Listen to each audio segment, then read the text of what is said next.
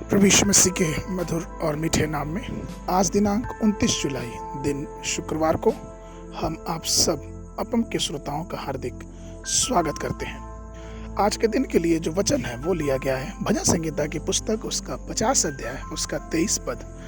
वचन इस प्रकार से कहता है, धन्यवाद के बलिदान का चढ़ाने वाला मेरी महिमा करता है, और जो अपना चरित्र उत्तम रखता है मैं परमेश्वर का किया हुआ उद्धार दिखाऊंगा। प्रभु में मेरे प्रिय लोगों, भजन संहिता 50 को असाफ का भजन कहा जाता है, जो दाऊद के गायक मंडली के कुशल संगीतकारों में से एक था। वो कासे की झांझ बजाने वाले में प्रतिभाशाली था। और ये वृत्तांत हमको पहला इतिहास उसका 15 उसके 19 पद में पता चलता है। पवित्र शास्त्र में यह भी बताता है कि वह एक दर्शी भी था, अर्थात वह भविष्यवक्ता था, और उसने परमेश्वर की स्तुति में कई गीतों की रचना की। दूसरा इतिहास उसका 29 और 30 पद। एक महान ईश्वरीय रहस्य जो उसने पाया है वह यह था कि वह यहोवा की स्तुति करता था और परमेश्वर की महिमा उसके जीवन से होती थी। इब्राहिम परमेश्वर की महिमा करने के द्वारा ही विश्वासी ठहरा, या फिर यूं कहें कि विश्वासी ठहराया गया। रोमियो उसका 4 उसके 20 पद।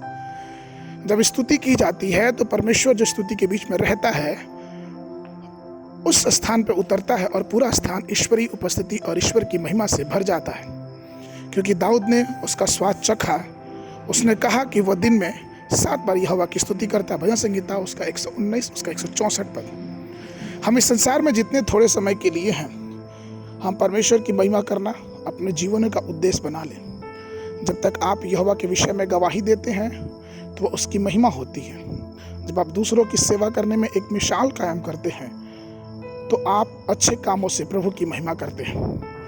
पवित्र शास्त्र हमें बार बार इस बात को बताता है, जैसे कि रोमियो की पत्र उसका पहला अध्याय उसका 21 पद। वचन इस प्रकार से कहता है, इस कारण कि परमेश्वर को जानने पर भी उन्होंने परमेश्वर की योग्य बड़ाई न की और ना ही धन्यवाद दिया, परंतु व्यर्थ विचार करने लगे, यहाँ तक कि उनकी बुद्धि निर्बुद्धि हो गई और उनका मन अंधेरे में हो गया। केवल हृदय ही नहीं परंतु सारी जीवनों से हमें परमेश्वर की महिमा करना है, क्योंकि परमेश्वर जो हमारा जीविता है वो सिंहासन पे विराजमान रहने वाला है। लेकिन यहोवा की इच्छा क्या है, वो क्या चाहता है? परमेश्वर हमें और आपसे यही चाहता है कि हम उसके आराधना में, उसकी महिमा में दिन प्रतिदिन लगे रहें। हम अपने जीवन को, अपने घरों को परमेश्वर की महिमा से भरपूर कर लें। हम अपने घरों में प्रार्थना, अपने घरों में परमेश्वर की महिमा, उसकी स्तुति, उसकी आराधना निरंतर अपने हृदय, अपने शरीर, अपने जीवनों में अर्थात अपने घरों में करते रहें। हमारे प्रभु यीशु मसीह ने हमारी प्रार्थना स्वीकार की, और इसलिए कि हमें परमेश्वर को धन्यवाद देते रहना है, क्योंकि हम उसी के लिए बने हैं। तो आइए हम अपनी आंखों को स्वर्ग की तरफ उठाएं और परमेश्वर को धन्यवाद दें उन सारी आशीषों के लिए, उस सारी महिमा के लिए जो परमेश्वर हमारे और आपके जीवन में करता है।